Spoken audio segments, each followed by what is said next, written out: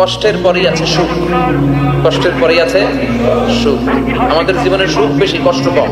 কয়দিন না খাইছিলাম, কয়দিন বিপদে পড়ছি, কয়দিন ডাকাইতে ধরছে, এক মাসের মধ্যে অসুস্থ থাকি কয়দিন আর সুস্থ থাকি কয়দিন, এটা হিসাব করে না। অসুস্থ যে ছিল খালি এটা খেয়াল রাখে, আছে না নাই?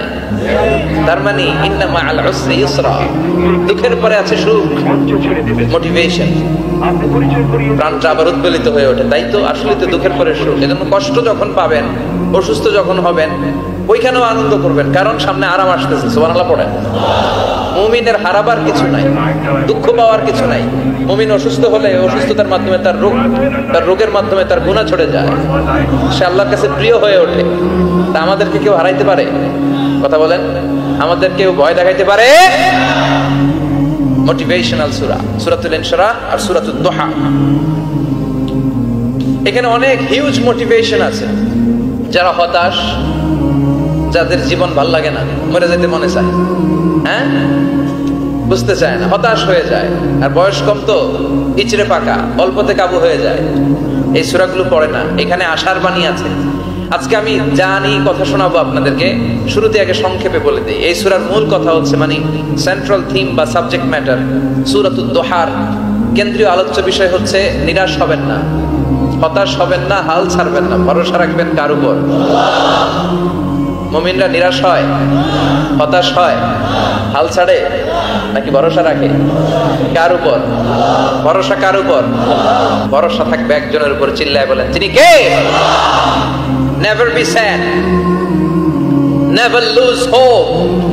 Every time you feel like you cannot go, you feel so lost that you are so alone. Don't despair and never lose hope, 'cause Allah is always by your side.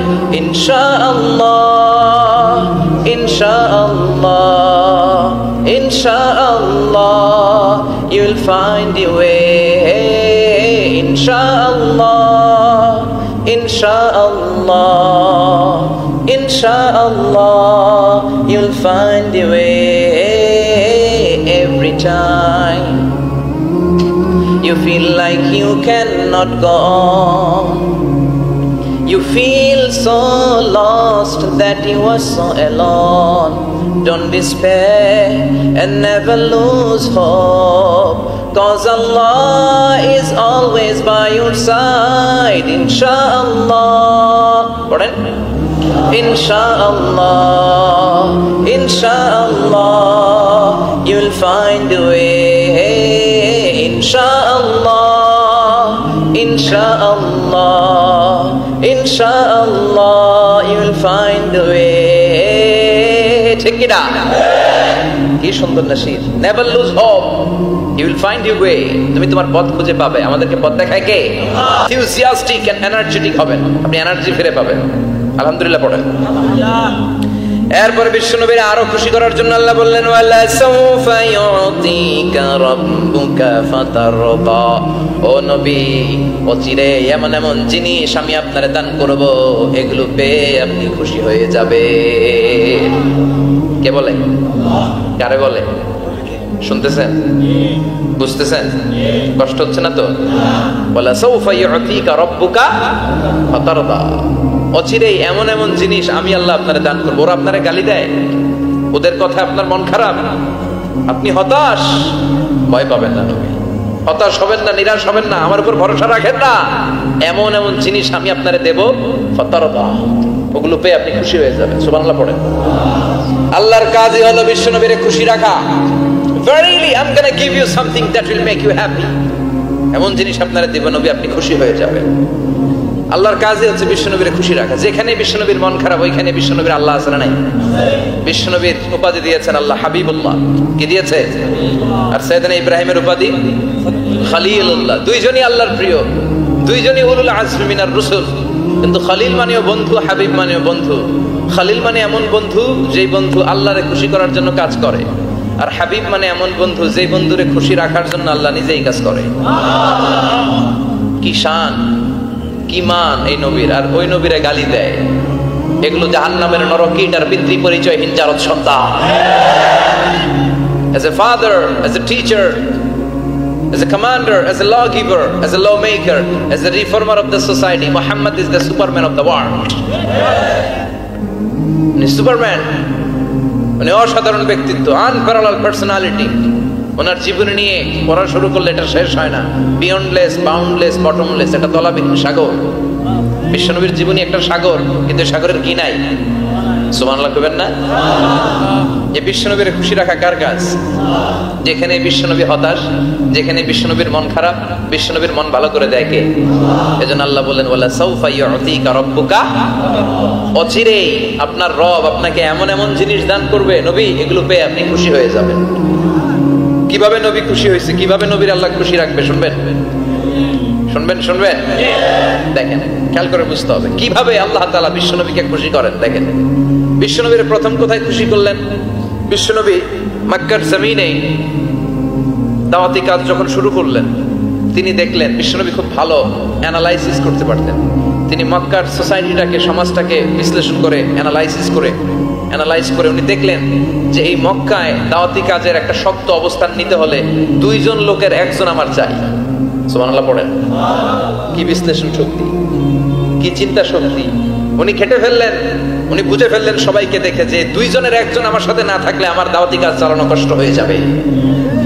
এজন্য গভীর রাতে তাহাজ্জুদের নামাজ শেষে আল্লাহর কাছে কেঁদে কেঁদে বিশ্বনবী দোয়া করে, আল্লাহুম্মা আইজ্জাল ইসলাম বি আহাব্বির রাজুলাইনি ইলাইক। আল্লাহ 2 জন লোকের, যেই লোকটারে তোমার দরবারে মকবুল মনে হয়, ভালো লাগে, পছন্দ হয়, তাদের একজনকে ইসলামের ভেতরে ঢুকিয়ে দিয়ে ইসলামকে তুমি বিজয় দান করে দাও। ও আল্লাহ, 2 জনের 1 জনকে আমার চাই। একজন হলো আবি জাহাল ইবনে হিশাম, হিশামের বেটা আবু জাহাল, আও উমর ইবনুল খাত্তাব, অথবা খাত্তাবের বেটা উমর। সুবহানাল্লাহ পড়ে। সাথে সাথে দোয়া কবুল করলো কে? কার জন্য করলো? নাকি আবু জাহেলের জন্য? আবু জাহেলের চোখের সামনে পর্দা ছিল, ও পর্দা সরায় না। ওর অন্তরে পর্দা, ও পর্দা উঠে সত্যটা দেখতে চায় না। এজন্য ওর জন্য গোটা বিশ্ববাসীর আছে ঘৃণা। ও যেখানে মারা গেছে, ওর যেখানে জন্মস্থান, ওইখানে সৌদি সরকার ল্যাট্রিন বানায় দিচ্ছে। ঘৃণার প্রতীক। ওইখানে তো অন্য কিছু বানাইতে পারতো, ল্যাট্রিন বানাইতে যাবে কেন? গোটা বিশ্বের মানুষ যায় যেন এটা ভরাই দিয়ে আসতে পারে। কথা বলেন। এই বেয়াদবটার জন্য আল্লাহ দোয়া কবুল করে নাই। ওমরে ফারুক রাগী ছিলেন, কিন্তু সত্য প্রকাশে, সত্য গ্রহণে আপসহীন। সত্য দেখলেই উনি মেনে নিতেন। এটা জাহেলি যুগে ওনার মধ্যে এই গুণ ছিল। আল্লাহু আকবার। বিশ্বনবীকে দেখে দোয়া করে, আল্লাহ মক্কার জমিনে এই 2 জনের 1 জন যদি কালেমা না পড়ে, মক্কার জমিনে দাওয়াতি কাজ চালিয়ে যাওয়া কঠিন হয়ে যাবে। হয় হিশামের বেটা আবু জাহেল কিংবা খাত্তাবের বেটা ওমরকে তুমি ইসলামে ঢুকাও। আল্লাহ ওমরের জন্য দোয়া কবুল করলেন। বিশ্বনবী তখনও বুঝতে পারেন এই দোয়াটা কার জন্য কবুল। হঠাৎ ওমরে ফারুক বিশাল একটা নাঙ্গা তলোয়ার নিয়ে বিশ্বনবীকে হত্যা করার জন্য ছুটে এলো। বিশ্বনবী তখন মক্কার আরকাম ইবনে দারুল আরকামের ঘরে সাফা পাহাড়ের পাদদেশে লুকিয়ে লুকিয়ে দাওয়াতি কাজ করতেন। আশেপাশে সাহাবীরা বসা। বিশ্বনবীর চাচা হামজা ইবনে আব্দুল মুত্তালিব বললেন, নবী তাড়াতাড়ি পালিয়ে যান, ওই যে দেখা যায় ওমরে ফারুক তলোয়ার নিয়ে আপনারে মারতে আসছে। বিশ্বনবী বললেন, চাচা সরে যান, সাহাবীদেরকেও সরে যেতে বলেন, দরজাটা খুলে দেন, ওমরকে আসতে দেন। আমার তো মনে হচ্ছে ওই যে তাহাজ্জুদের নামাজ পড়ে আল্লাহর কাছে কেঁদে কেঁদে আমি দোয়া করেছি, আমার দোয়াটা আজকে কবুল হতে চলেছে। আমার তো মন বলছে আল্লাহ দোয়াটা কবুল করবে। দরজা খুলে দেন। ওমর ফারুক চলে আসলেন, এসে তলোয়ার রেখে দিয়ে আঙ্গুল উঁচু করে বললেন, আশহাদু আল্লা ইলাহা ইল্লাল্লাহ, আশহাদু আন্নাকা মুহাম্মাদ রাসূলুল্লাহ। ঝিনুকের ভেতর লুকিয়ে থাকে যেমন মতি, ঝিনুকের ভেতর লুকিয়ে থাকে যেমন মতি, কালমা শাহাদাতে আছে আল্লাহর জ্যোতি, কালমা শাহাদাতে আছে আল্লাহর জ্যোতি। সুবহানাল্লাহ পড়েন।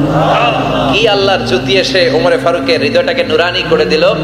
এই তলোয়ার রেখে ঘোষণা দিলেন, আশহাদু আল্লা ইলাহা ইল্লাল্লাহ ওয়া আশহাদু আন্নাকা মুহাম্মাদ আবদুল্লাহি ওয়া রাসূলুহু। বিশ্বনবী খুশি হয়ে গেলেন। ফাতারদা, ওয়ালা সাউফা ইউতিকা রাব্বুকা ফাতারদা। ও নবী, অচিরে এমন এমন জিনিস একটার পর একটা আমি আপনারে দান করব, এগুলো পেয়ে আপনি খুশি হয়ে যাবেন গো নবী। আপনার অন্তরে দুঃখ, কষ্ট, হতাশা, আপসেট হওয়ার মানসিকতা, ফ্রাস্ট্রেশন কিছু আল্লাহ রাখবো না। ওয়ালা সাউফা ইউতিকা রাব্বুকা ফাতারদা। অচিরে এমন এমন জিনিস আমি আল্লাহ আপনারে দেব, আপনি খুশি হয়ে যাবেন। ওমরে ফারুকের ইসলাম ধর্ম গ্রহণ করানোর মাধ্যমে বিশ্বনবীর মনটারে খুশি করে দিল কে? ফাতারদা। বিশ্বনবী খুশি হয়ে গেলেন। পাইছেন আল্লাহ কিভাবে বিশ্বনবীর খুশি করে? সুবহানাল্লাহ পড়বেন না?